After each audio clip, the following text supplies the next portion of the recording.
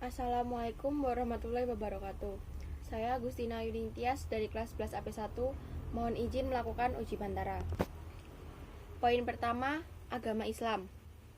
A. Dapat menjelaskan makna rukun iman dan rukun Islam. Makna rukun iman. Iman menurut bahasa berarti membenarkan, sedangkan iman menurut syariat. Iman maksudnya mengakui dengan lisan atau perkataan, membenarkan atau tasdik dengan hati, dan mengamalkan dengan anggota tubuh. Makna rukun Islam. Dalam ajaran Islam, bayi yang baru lahir telah diislamkan oleh Allah sejak ia akan dilahirkan di dunia. Walau demikian, banyak agama yang punya ajaran tersendiri. Begitu juga dengan Islam. Terdapat 5 pilar yang menciri khaskan seorang muslim. Pilar ini disebut sebagai rukun Islam dan menjadi pedoman umum seorang muslim dalam beribadah kepada Allah. B. Makna sholat berjamaah. Di dalam hadis dikatakan bahwa pahala sholat berjamaah 27 kali dibandingkan sholat sendiri. Sholat berjamaah berarti berkelompok dengan panduan seorang imam. Apa yang dilakukan imam akan diikuti oleh seluruh makmumnya, kecuali imam salah.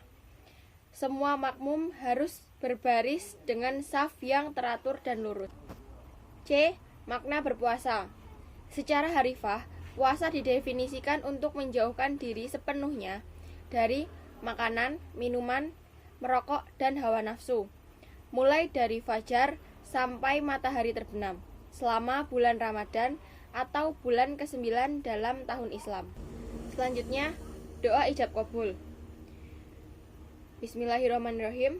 Nawaitu an ukhriza zakatal fitri an nafsi fardho lillahi ta'ala.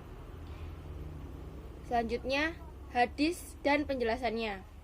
Inamal a'malu biniyati, yakni menetapkan sesuatu yang disebut setelahnya dan menafikan sesuatu yang tidak disebut.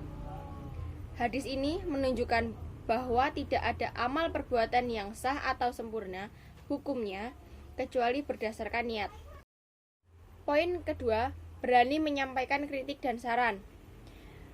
Mengemukakan kritik dan saran dengan bahasa yang sopan dan santun tanpa menyinggung orang lain. Dapat mengemukakan alasan. Memilih kata-kata yang tepat dan tidak menyinggung perasaan orang lain. Tahu waktu yang tepat untuk menyampaikan kritik dan saran. Dapat membaca perasaan orang lain. Poin ketiga, dapat mengikuti jalannya diskusi dengan baik, dengan memenuhi aturan dalam diskusi. Memahami dan menguasai materi diskusi. Aktif mengembangkan buah pikir. Menghargai pendapat orang lain, tidak takut dikritik dan berani melontarkan pikiran. Poin keempat, dapat saling toleransi antar umat beragama. Kerukunan umat beragama yaitu hubungan sesama umat beragama yang dilandasi dengan toleransi, saling pengertian, saling menghormati, saling menghargai dalam kesetaraan pengamalan ajaran agama dan kerjasama dalam kehidupan masyarakat dan beragama. Poin kelima, mengikuti pertemuan ambalan sekurang-kurangnya 2 kali. Contoh, mengikuti rapat dan pertemuan rutin.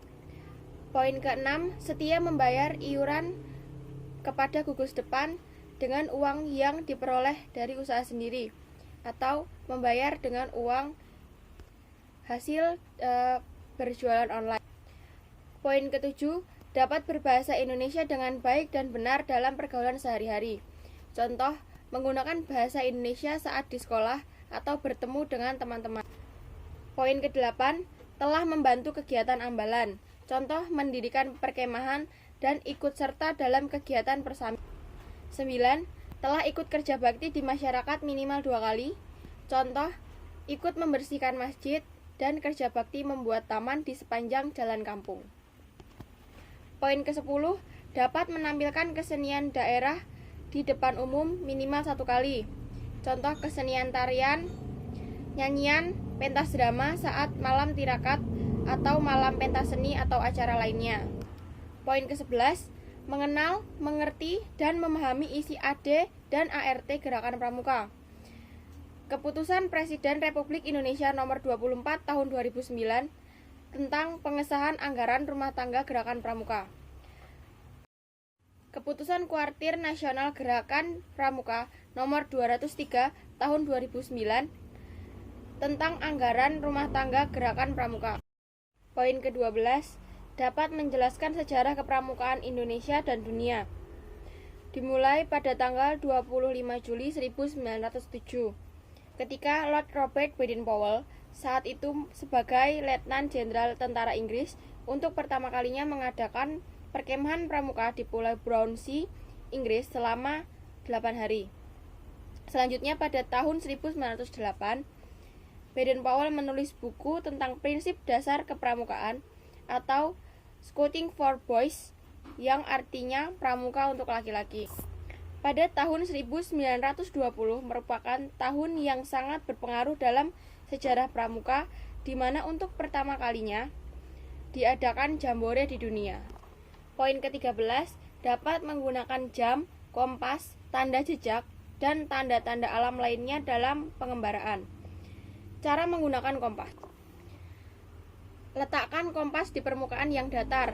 Setelah jarumnya berhenti, maka itu yang menunjukkan arah utara magnet. Bidik sasaran melalui visir. Apabila visir diragukan karena kurang jelas terlihat dari kaca pembesar, luruskan garis yang terdapat pada tutup visir searah dengan sasaran bidik agar mudah terlihat melalui kaca pembesar. Apabila sasaran bidik 30 derajat, maka bidiklah ke arah 30 derajat. Tetapkan terlebih dahulu sasaran bidik sebelum bergerak ke arah sasaran bidik agar kita dapat kembali ke pangkalan apabila tersesat dalam perjalanan. Poin ke-14, dapat menjelaskan bentuk pengamalan Pancasila dalam kehidupan sehari-hari. Sila pertama, tidak melakukan penistaan agama. Sila kedua, tidak semena-mena terhadap orang lain. Sila ketiga, bangga dan cinta terhadap tanah air dan bangsa. Sila keempat, menghargai hasil musyawarah ambalan atau musyawarah apapun. Sila kelima, menjaga keseimbangan antara hak dan kewajiban. Poin ke-15, dapat menjelaskan tentang organisasi ASEAN dan PBB. ASEAN merupakan sebuah organisasi politik dan ekonomi dari negara di kawasan Asia Tenggara. Didirikan di Bangkok pada tanggal 8 Agustus 1967.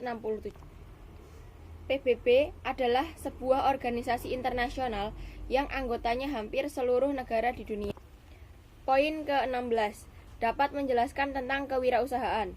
Pengertian kewirausahaan adalah perilaku dinamis yang berani mengambil resiko serta kreatif dan berkembang. Sedangkan pengertian wirausaha adalah seseorang yang tangguh dan melakukan sesuatu. Poin ke-17, dapat mendaur ulang barang bekas menjadi barang yang lebih bermanfaat. Daur ulang botol bekas untuk dekorasi dan hiasan.